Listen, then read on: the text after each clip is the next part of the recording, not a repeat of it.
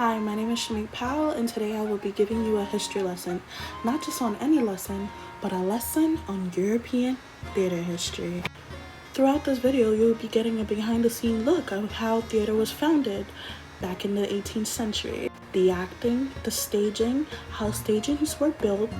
Also, we're going to be taking a look at a playwright, the writings that he had created to be a part of this theater, his contributions towards theater history, and lastly, my final thoughts on European theater history and what I've learned throughout these 16 weeks.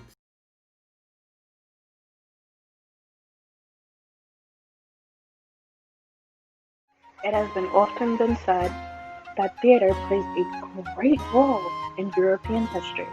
It was seen as the greatest source of entertainment throughout the continent of Europe.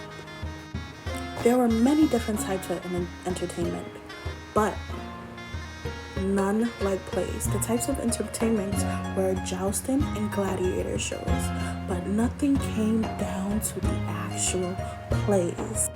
Theaters did have a target audience. It was often the lower class. They would often come, eat, and enjoy the show without paying a cent. Theaters were created for enjoyment and happiness for the entire community.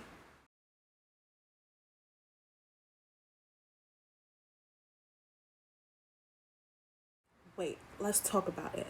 Technology was really advanced during this time. Staging, like the one you see here, is very outdated. When it came to the 18th century, they were technologically advanced, became innovated. With the new innovations came flats.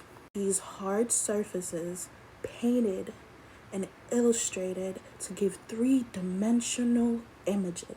To easily change scenes, of course. Also, stage curtains came into play at this time to hide scene changes, like the ones we have in today's society. Also talk about lighting. Candles were the only form of lighting in this time. Candles were spread out everywhere, except for around the audience.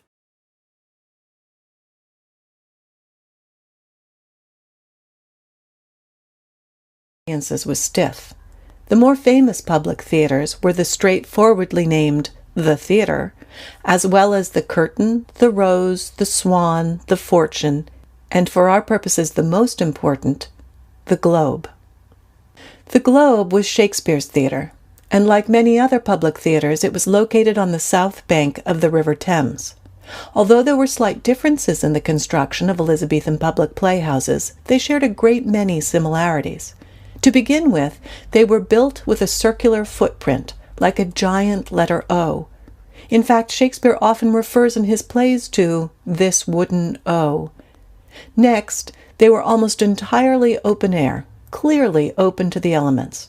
There was no way to darken the theaters and no way to protect from the weather. Plays were produced during the daytime, between the months of May and October, rain or shine. Companies flew a flag above the theater to indicate that there was a performance on that day. The audience sat around the outside edge of the ring in 3 levels. The higher up one sat, the more expensive the seat. Partly this is because the closer one was to the roof, the better the cover on rainy days. But the far more compelling reason to sit higher up was that the elevation gave you a little distance from the 500 or so folks who, for the price of a single penny, could stand in the yard, or the area in front of the stage, and watch the play. They were less than affectionately known as the penny stinkers, then, after 1600, as the groundlings, a term coined by Shakespeare in reference to their resemblance to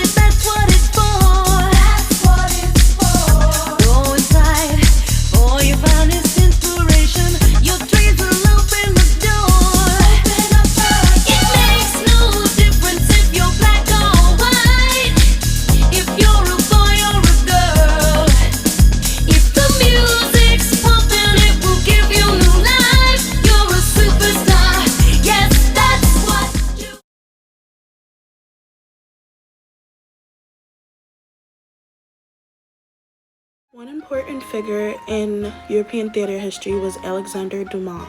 Born into a noble family in 1802, his father passed away when he was the age of 4, leaving his mother to fend for her own. She could not afford to send him to school, so Dumas found any opportunity to read any book he could find. At the age of 20, he moved to Paris, started working for a man who would become the King of France. In his 20s, he started writing comedies and drama for his entertainment. You might recognize some of his works in today's history, such as The Count of Monte Cristo, The Man in the Iron Mask, last and not least, The Three Musketeers. Showing you a clip from one of Dumas' most famous plays, The Three Musketeers. In this, it's actually an updated version of The Three Musketeers in modern times, but they did keep a hint of back in the day, where you can see people watching and cheering on from the audience. See the odds.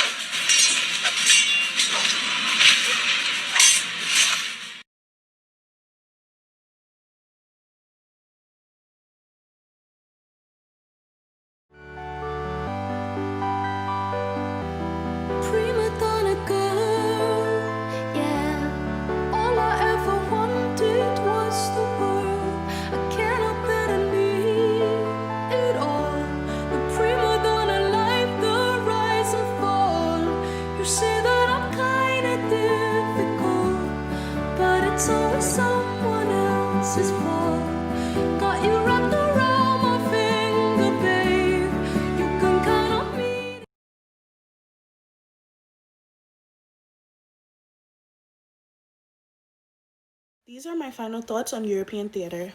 European theater has helped shape theater as we know it today. It was seen as a source of entertainment to bring forth happiness to people and to ignore the world for a few hours. I've learned a lot from this in the past 16 weeks and watched movies that I might not ever would have watched, and learned about people who have paved the way for theater as we know it in today's society.